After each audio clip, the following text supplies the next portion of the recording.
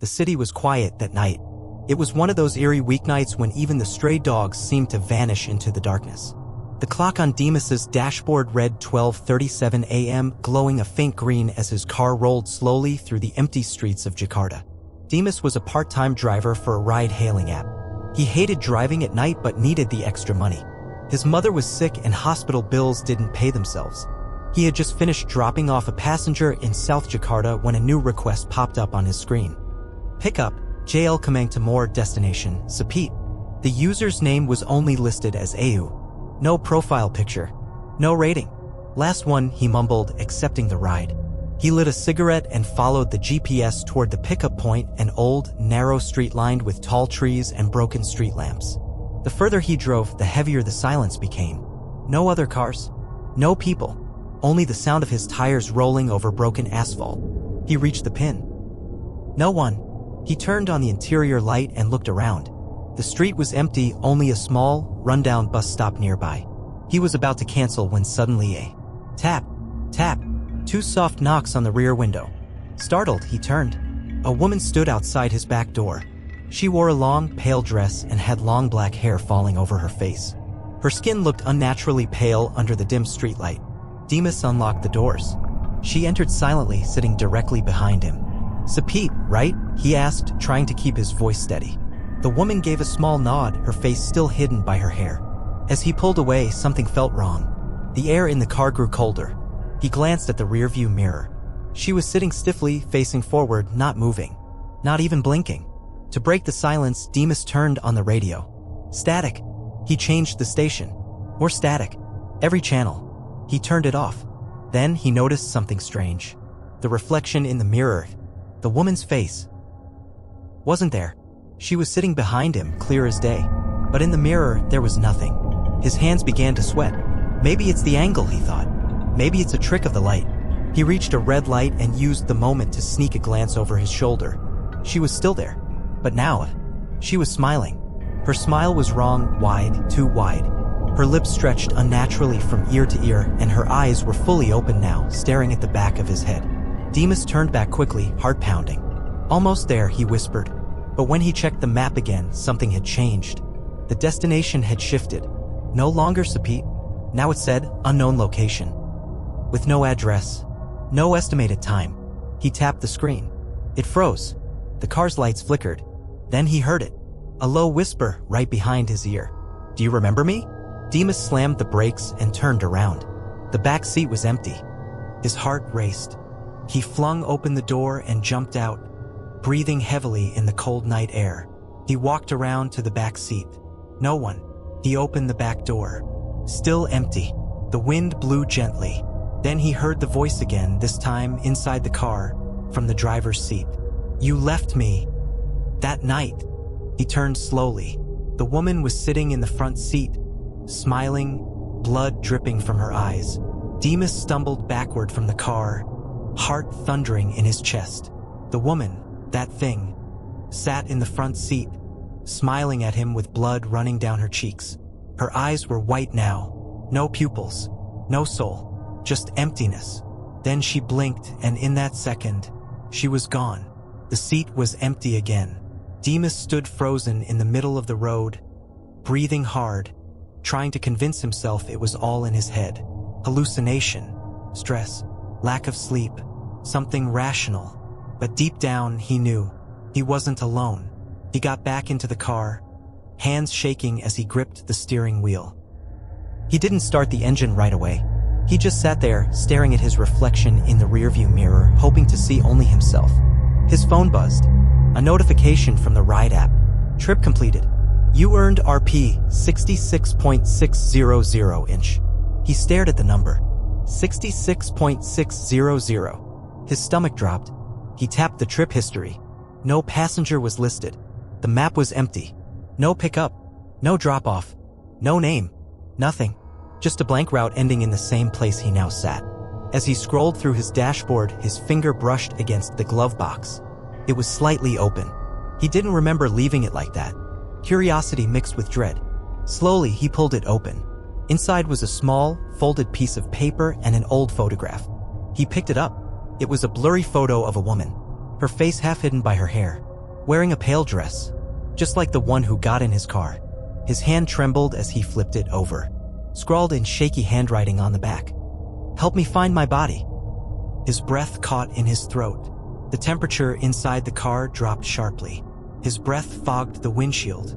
He started the engine, desperate to get away. He didn't care where he went, as long as it was far from that cursed street. As he drove, the car's lights flickered again. Then the radio turned on by itself. Static. Then a voice. "You left me bleeding, screaming." He slammed the radio off, but the voice continued, from the speakers now, whispering directly into his ears. "You watched me die, Demas." His name. She said his name. Panic surged. He stepped on the gas, speeding through the night, not even knowing where he was anymore. Trees blurred past the window. The roads twisted strangely, like a maze he couldn't escape. Then the GPS lit up on its own. A single red dot appeared on the map. No road name, just one word in red letters. "Here." He didn't touch anything, but the car began turning by itself, the steering wheel jerking like pulled by invisible hands. "No, no, no," Demas cried out, trying to fight it, but it was no use. The car moved on its own, following the cursed path. It led him to a place he knew all too well. A cliffside. 6 years ago, he had driven this road with friends after a party. Drunk. Loud music. Laughter. There was a girl. A girl he didn't know well. Quiet. She had asked for a ride home. They mocked her for being weird. Demas had dropped her off on this cliff, saying it was a shortcut, a joke. She had begged not to be left alone. He had laughed. And then he drove away. The next morning, her body was found in the ravine. They said she slipped and fell. But Demas always knew. She was trying to get back. Now he was back at the same spot. He stepped out of the car. The wind howled, cold and sharp, like whispering voices. He approached the edge of the cliff.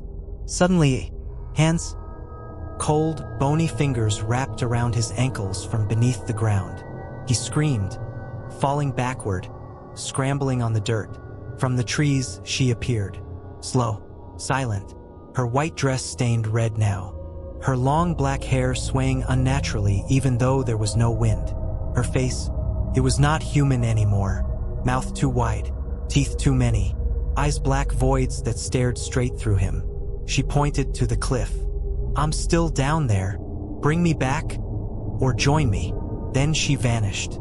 Demas lay there, frozen in terror, staring at the place where she had stood. His phone buzzed again. New ride request. AU. Pickup, bottom of the cliff. The cliff loomed like a silent witness to Demas's guilt. He stared at his phone screen, hands trembling. New ride request. AU. Pickup, bottom of the cliff. He wanted to throw the phone away, but he couldn't move. The cold wind gnawed at his skin, but it wasn't the weather that froze him. It was the memory, the sound of her voice. "Bring me back. Or join me." The trees around him rustled violently. The leaves whispered like voices, low and angry. The ground beneath his feet pulsed as if breathing. Finally, he stood and climbed back into the car. The smell inside had changed. It was faint at first, wet earth, iron, and something worse, rot. The ride request was still active. He stared at the screen. A strange compulsion overtook him. Against all reason, he tapped accept ride. The GPS zoomed in. A glowing red trail stretched downward toward the bottom of the cliff. But there was no road, only a steep, overgrown path where no cars should go. And yet, the car began to roll forward. No, stop. Demas pressed the brake. Nothing. The car kept moving, slow but steady, like it was being pulled. The tires crunched over grass, then dirt, then something softer. A sound wet and squelching. The headlights flickered, barely illuminating the twisted path ahead. Trees leaned in, branches like claws scratching the sides of the car. Demas gripped the wheel tight, even though he wasn't steering anymore. The smell grew stronger. Then the car stopped on its own, right at the bottom of the ravine. Silence. Nothing moved. No insects. No wind. Just a suffocating stillness. Demas opened the door and stepped out. His shoes sank slightly into the damp earth. He walked slowly, guided only by his flashlight app. The beam shook in his hand. Then he saw it. A shallow depression in the ground. Rocks scattered around. Torn fabric tangled in roots. A white shoe half buried. His breath hitched. It was a grave. Her grave. Suddenly, the flashlight flickered, then died. Complete darkness swallowed him. In the black, he heard it. Breathing. Close. Too close. He turned around, heart pounding, eyes wide. A face emerged from the dark. Not walking. Floating. The same woman from the car, but worse. Her skin was peeling now. Her mouth torn wider. Maggots crawled across her cheeks. Her jaw cracked open like it had been dislocated. She screamed. A sound that wasn't human. A scream of death. It hit Demas like a wave, and he fell to his knees, covering his ears. Blood leaked from his nose. The scream wasn't just noise, it was inside his head. He looked up. She was gone. In her place was a mirror. An old, cracked mirror hanging from a tree. Demas crawled toward it, unable to stop himself. In the mirror, he saw not himself, but her last night alive. She was crying. Alone. Standing on the edge of the cliff. Behind her, laughter. Demas and his friends. Their drunken voices echoed through the dark. He watched himself drive away, leaving her sobbing. Then something else. She didn't fall. She jumped. But not because she slipped. She jumped because she saw something behind her. A figure in the trees. Black. Tall. Watching. Waiting. The memory in the mirror shattered. Demas screamed and stumbled back. His car's engine roared to life on its own behind him. Headlights lit up the grave. She was standing in front of the hood. Now dry. Silent. Staring. She lifted a hand slowly and pointed at the car. At the front right tire. Demas hesitated, then walked around. Something jutted out from the mud. His breath caught. A bone. Thin. Human. His tire had been resting on it. All night, Demas fell back, choking on panic. Suddenly, the grave erupted, hands, hair, teeth, her pulling herself from the earth like something reborn in hatred. You buried me with your silence, she hissed. She reached for him. Demas ran. He sprinted into the trees, branches slicing his arms and face. Behind him, the sound of footsteps, not hers. He turned. A tall, shadowed figure emerged from the woods. Not human. Not her. Something older. Something wrong. Eyes like holes. Mouth full of needles. It whispered a name not spoken in years. You owe us both. Then darkness. A flash of pain. And Demas awoke. In his car. On a clean city street. Morning light. Birds chirping. Was it a dream? Then he looked in the mirror. His own eyes were not his anymore. They were white. Pupilless. Like hers. His phone buzzed. New ride request. AU pickup. Jalan Manga, 11:47 p.m. He smiled. Too wide. The city looked different in the daylight. Softer. Normal. But Demas knew nothing was normal anymore. He stared at his reflection in the rearview mirror. Those eyes, they weren't his. The pupils were gone, replaced by blank, milky white orbs. Yet somehow he could still see. Not just the world around him, but more than that. Things that weren't supposed to be seen. Shadows that moved without light. Whispers without mouths. Faces that watched him from the glass of shop windows, blinking in reverse. He wanted to scream, but when he opened his mouth, he heard her voice come out. You left me to die. He snapped his jaw shut, trembling. His phone buzzed again, shaking on the dashboard. New ride request. Name, AU. Pickup, Jalan Manga, 11:47 p.m. Destination, unknown. Demas's fingers hovered over the screen. He didn't want to accept. He didn't want to see her again. But his thumb moved on its own. Accepted. The air inside the car grew heavy. Hot and cold all at once. The streetlights dimmed as the clock crept toward midnight. 11:47 p.m. Jalan Manga. Demas arrived at the pickup point. The street was quiet. Too quiet. The kind of silence that pressed down on your eardrums. Even the insects had gone still. He waited. Then he saw her. Standing perfectly still at the edge of the road, facing away from him. Same white dress. Same long black hair. But this time she wasn't alone. Behind her stood 4 figures, tall, thin, and covered in shadows. Their faces were stretched like wax melting in reverse. Their fingers were too long. Too many joints. Demas's hand reached for the door lock. Click. Unlocked. She moved without walking one blink, and she was in the back seat again. Drive, she whispered. He obeyed. The car rolled forward slowly. The GPS on his phone was dead. No map. No signal. Only the word. Home. In red, pulsing letters. He didn't know where he was going, but his hands kept driving. As they moved, the city seemed to fade. The buildings lost their color. The roads grew narrower. The lights began to flicker. Time slowed. AU remained silent, but now and then she whispered things in a voice that was not hers. Do you remember the screams? The blood on the seatbelt? You promised you'd come back. Demas gripped the wheel tighter. They passed the same street 3 times. He was sure of it. The same broken traffic light. The same bent signpost. The same stray cat dead by the sidewalk. Each time they passed, the cat looked more decayed. Then the radio turned on. Not music. Not static. A recording. A voice. A young woman. Please don't leave me here. Why are you laughing? You said it was just a joke. I'm scared. Demas recognized the voice. It was Ayu. From that night, tears filled his eyes, but his body refused to stop the car. Kept going. Suddenly, the windshield fogged over from the inside. A message appeared, slowly, as if written by a finger from within the mist. We're still in the car. He wiped it with his hand, only to see all 4 shadow figures now inside the vehicle. 2 in the back seat with Ayu. 1 beside him in the passenger seat. 1 in the rearview mirror, staring at him upside down, smiling. He slammed on the brakes. The car screeched to a halt in the middle of an empty, black road. There were no signs, no sky, no stars. Just void. Demas turned around. The shadows were gone, but Ayu remained. She leaned forward, close to his ear, her voice now soft and cracked. It's time to show you where I've been. She touched the back of his head. Everything went dark. When he opened his eyes, he wasn't in the car anymore. He was underground. The walls were made of roots and mud. It smelled like death. Cold water dripped from above. He was in some kind of tunnel, stretching in 2 directions, both dark, both breathing. He turned behind him. A mirror. His reflection wasn't human. Pale. Eyes gone. Face too smooth. No mouth. He tried to scream. Nothing came out. Then Ayu stepped into the tunnel, barefoot, blood staining the dirt behind her. Every time you accept a ride, she whispered, someone else comes here. He looked down at his hands. They weren't hands anymore. They were black and long, like the creatures from before. He had been driving for the dead, and now he was one of them. Ayu placed a cold hand on his chest. Tonight, it's your turn to wait in the back seat.